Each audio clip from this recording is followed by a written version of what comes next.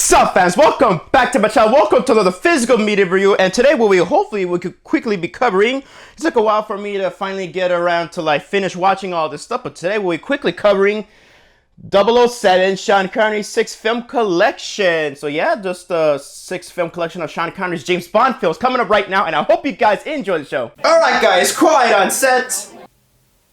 Scene 1, take 1. Action. Boom!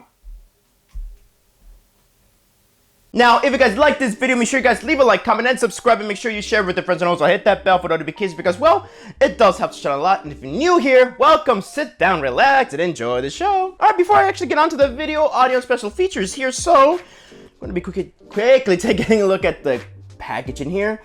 I was a little sad at first that, actually, I love this foil, like, again, Warner Brothers' foil packaging is amazing. I was a little disappointed that it wasn't like a box set. It's more of like, of course, as you guys will see, is a giant 6 multi-disc case set. I also like that the artwork goes around it too. It's a nice montage of the theatrical posters, which is really nice. But, you know, then again, now that I have it in hand, it's actually pretty cool. It saves space and all that stuff. And you know what?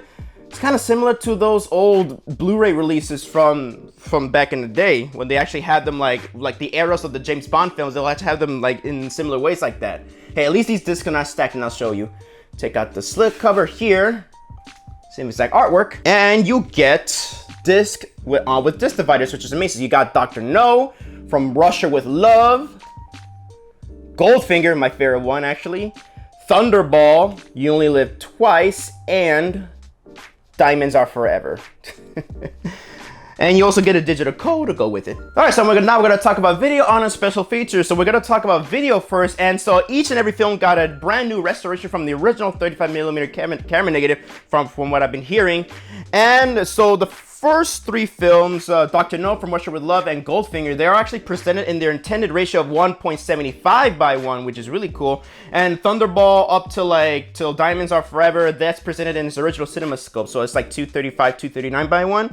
So yeah, so overall guys, I gotta say, I am fucking impressed. I remember like I wanted to get the Blu-ray collection, so I'm actually gonna, here's how I'm gonna do it. I'm just gonna bundle the video quality all up in like one section, same with the audio and special features here. So yeah, what I love about it is that I was actually interested on getting the Blu-rays, but then Lowry's, I think that's what they're called, the ones who did the Star Wars DVDs back in 2004.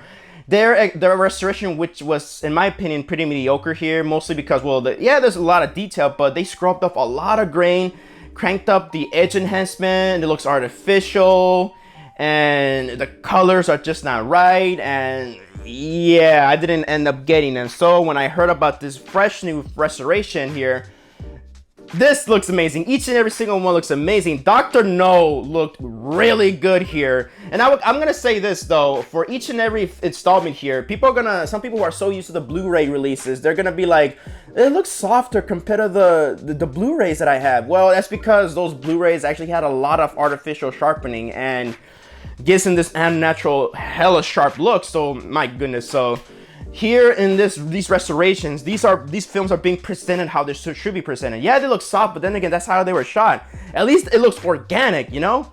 And grain structure is really good, so I just get on Dr. No. Dr. No looks good. The colors are really good. I need to like have the case here.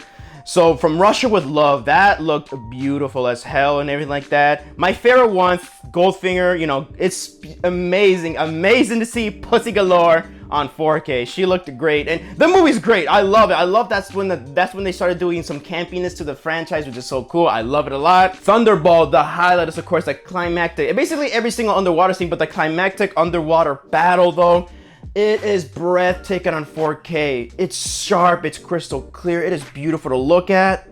And you also, yeah, I'm going back and forth here. You Only Live Twice, beautifully shot, beautifully freaking shot. It's damn good. The colors are nice, not too overly vibrant, but you know, they look natural. And the last one, Diamonds Are Forever.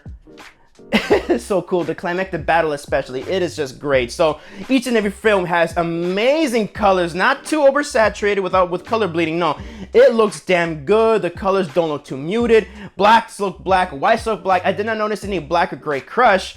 Oh, especially speaking of that, the night scenes. There's a lot of night scenes in these films. They look phenomenal, man. James Bond, Sean Connery, looks damn good. The makeup effects, the practical effects look good. The optical effects, you know, they're very, very obvious, but I love them. They're a product of their time. And yeah, it's so nice to have these films on 4K and be presented how they should be presented. So that is pretty cool. So yeah, especially before I wrap up this section, it's amazing to see my favorite Bond girl, Pussy Galore, on 4K once again. I just love I love that. For audio, each and every film's got a Dolby Atmos mix, and it sounds good. They all sound, I would say, they sound better as they progress. Dr. No, I think, is my least favorite because this is a very dialogue-heavy film. So it's like, this is one of those Atmos mixes where it's like, a lot of the action is mainly happening in the front speakers. You don't get a lot of like surround sound and height speaker. But then again, when it's used, it's being used well. Bass and LFE levels on every single film sound damn good. And yeah, no, but each and every film sounded much, much better. You can actually feel like it's more of a Dolby Atmos-y experience, if that makes any sense here. But no, they all sound good. Dialogue is crystal clear all throughout, and the score, John Barry's theme and everything like that, I think that's he did the theme for James Bond.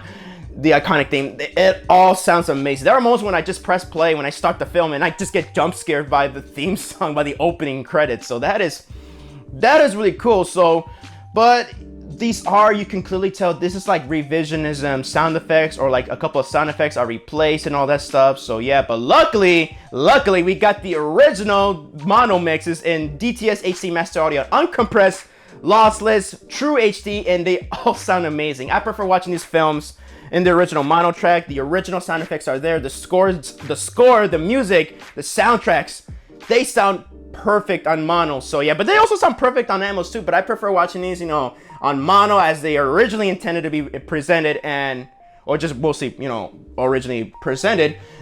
I prefer watching this on mono, and I'm so glad that Warner Brothers, for preservation's sakes, and also of course to give us the options, they included us the original unaltered theatrical mix, and that is good. And also the mono mix, you know, they sound amazing. I would say they actually, in my opinion, they sound better than the Atmos mix. Dialogue is crystal clear, and everything is cool. For special features though, I know for a fact that not every single bonus feature is being ported over, but as far as I know and heard, because this is the first time I'm owning James Bond. So from what I've heard, so as far as I know, everything of importance and significance that actually really matters has been ported over here. A lot of the stuff that's not been ported over is, I believe that there's some art galleries that have not been ported over, I believe.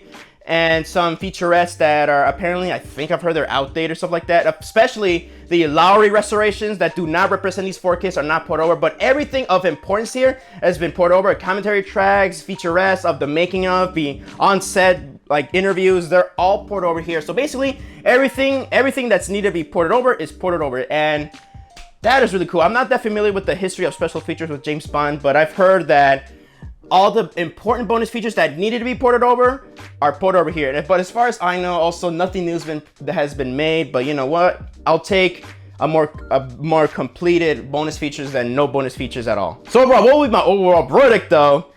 Yeah, this is a must buy. You must add this to your collection, especially if you're a James Bond fan. But if you're always skeptical, wait for a price drop or a sale. So that was my review for the 007 James Bond Sean Connery 6 film collection on 4K UHD. I hope you guys enjoyed the video, and thank you guys so much for watching my video. So let me know down in the comment section down below. Do you guys have this collection? What you guys think of it? I would love to know. Please let me know down in the comment section down below. I would love to hear your opinions on it. So this is Javi from JAVIWOOD Productions signing off, and I hope you guys enjoyed the show. And that's a wrap.